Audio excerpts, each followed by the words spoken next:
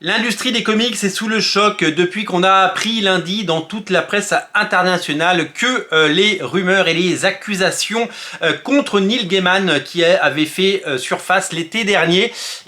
avaient et semblé être confirmées par de nombreux articles et de nombreuses sources. En effet, une enquête du New York Magazine aux États-Unis révèle que pas moins de 9 victimes ont porté plainte ou témoigné contre Neil Gaiman, non pas pour des agissements déplacés, mais pour des actes absolument répréhensibles, des violences sexuelles, des relations non consenties, des tentatives de viol et des viols,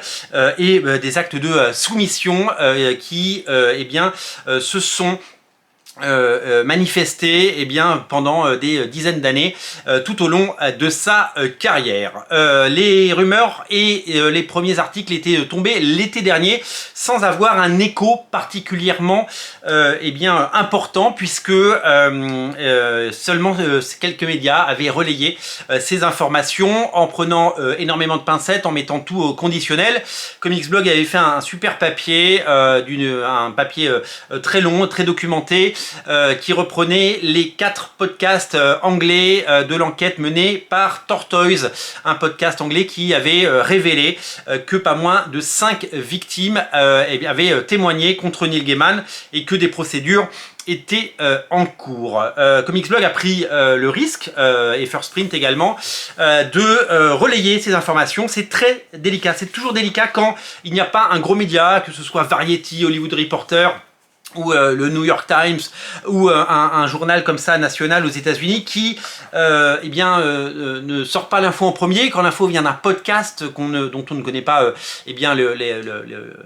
l'éditorial. C'est toujours très très compliqué de prendre parti et de relayer ces accusations. Elles sont certainement fondées, elles sont certainement vraies, on ne remettra jamais en cause évidemment la parole de ces personnes, mais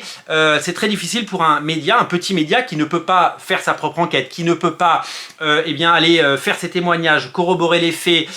et qui ne peut pas non plus répondre de façon juridique si jamais Neil Gaiman et ses avocats décident d'attaquer, parce que si vous avez des avocats américains qui vous attaquent sur le sol américain, poursuivre juridiquement et financièrement sur un procès aux États-Unis, il faut s'armer évidemment de choses absolument il faut s'armer de beaucoup d'argent, et ça peut être tout à fait préjudiciable, parce que même si vous dites des choses qui s'avèrent être vraies par la suite, vous pouvez être attaqué pour diffamation, pour avoir abîmé le nom de Neil Gaiman, qui en plus d'être évidemment un auteur célèbre, un auteur connu, un auteur qui vend beaucoup, est une sorte de marque, et quand les marques se font attaquer, elles n'aiment pas ça. Donc bravo à Comics Blog d'avoir sorti cette info, et aujourd'hui l'info elle est partout. L'info elle a été sortie par le New York Magazine, toute la presse américaine s'en est emparé, et les journaux français s'en sont emparés. C'est très rare qu'on parle de comics dans les médias français, mais là, France Info, Libération, Le Figaro, Télérama, tout le monde a relayé ces informations et ces témoignages qui sont glaçants et qui enlèvent tout doute qu'il pouvait y avoir sur les agissements. Maintenant que l'information est officielle, elle est vraiment dans les médias. Donc c'est très très compliqué. Neil Gaiman a évidemment parlé de mésentente et que tout était consenti. C'est évidemment malheureusement pas le cas, et bravo aux ces victimes qui ont osé porter plainte et qui ont tenu et qui ont témoigné, parce que souvent c'est très très difficile de s'attaquer aux puissants et aux gens qui se sentent tout permis. Beaucoup de personnes, donc 9 victimes au total, ont témoigné dans cette affaire et ont pu raconter leur histoire, des histoires qui se ressemblent, des histoires aussi glauques les unes que les autres, avec beaucoup d'intimidation, beaucoup de soumission, avec beaucoup de violence tout simplement, et beaucoup, je vous invite à lire les articles si vous voulez plus de détails croustillants. Il s'agissait de babysitters ou d'assistantes, il s'agissait de personnes qui ont travaillé, ou de fans tout simplement, qui se sont rapprochés de Neil Gaiman, qui voulaient rencontrer le mythe et qui n'ont pas été déçus malheureusement. Évidemment je fais du mauvais esprit, mais qui malheureusement regrettent ça, parce que elles pensaient découvrir leur auteur favori et elles ont été victimes de violences, et ça c'est tout simplement inacceptable.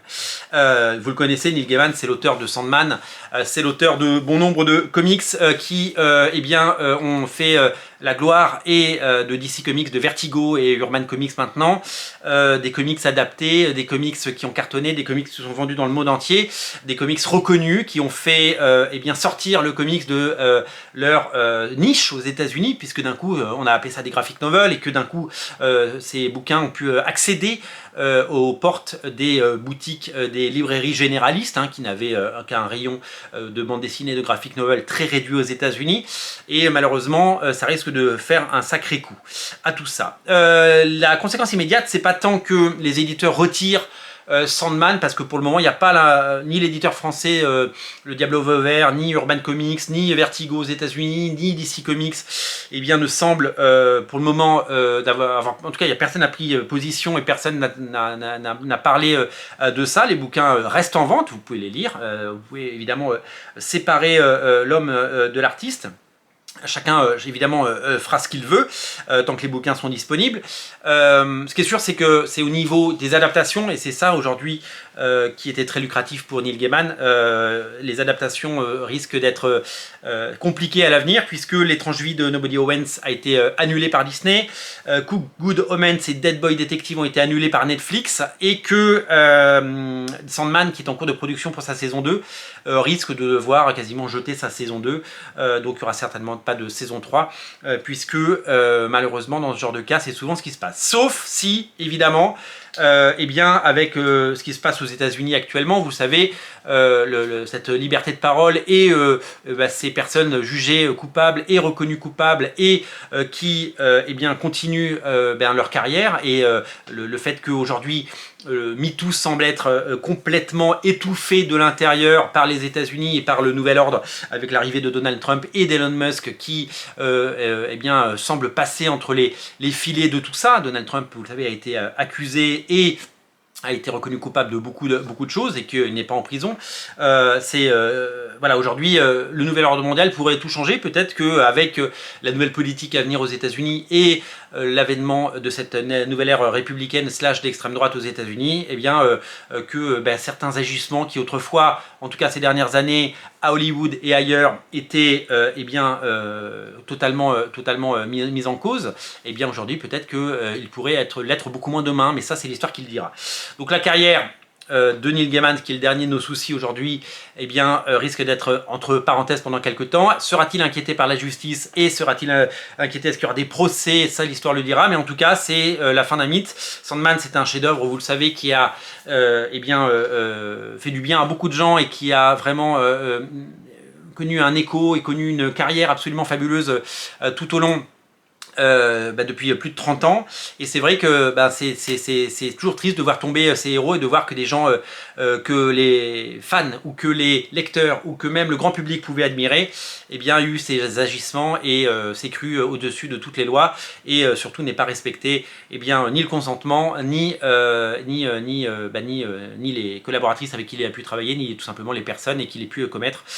ces horreurs et briser la vie de certaines personnes. Donc voilà pour cette histoire. Je vous invite à lire un article, j'ai lu celui du Figaro et celui de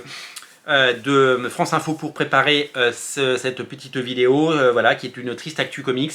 malheureusement, qui fait évidemment un séisme dans l'industrie des comics, qui malheureusement ne sera ni la première ni la dernière. Voilà, des auteurs comme Warren Ellis avant lui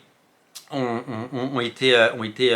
épinglés, et il y en a eu plein d'autres encore. Warren Ellis, depuis 5 ans, 6 ans, on l'a beaucoup moins vu et n'a rien pas publié de neuf, et c'est très compliqué aujourd'hui pour lui de trouver un éditeur, bien qu'il ait reconnu évidemment tous ses faits, alors que Neil Gaiman ne reconnaît rien, et qu'il a dit qu'il allait se faire soigner et qu'il allait essayer de réparer ce qu'il avait commis. Voilà, ce qui était un premier pas vers la rédemption et cette seconde chance que les États-Unis peuvent offrir dans certains cas à certaines personnes. Donc bravo à tous, bravo à Comics Blog et bravo à New York Magazine et à Tortoise qui ont fait un travail et qui ont tenu. Et aujourd'hui, je vous transmets cette information et j'espère que toutes ces victimes arriveront à se reconstruire et que toute justice pourra être faite, bien entendu. Merci à vous, merci à tous, et merci d'être aussi nombreux à regarder Radio Comics, et on se reparle très bientôt pour des informations beaucoup plus joyeuses. Salut!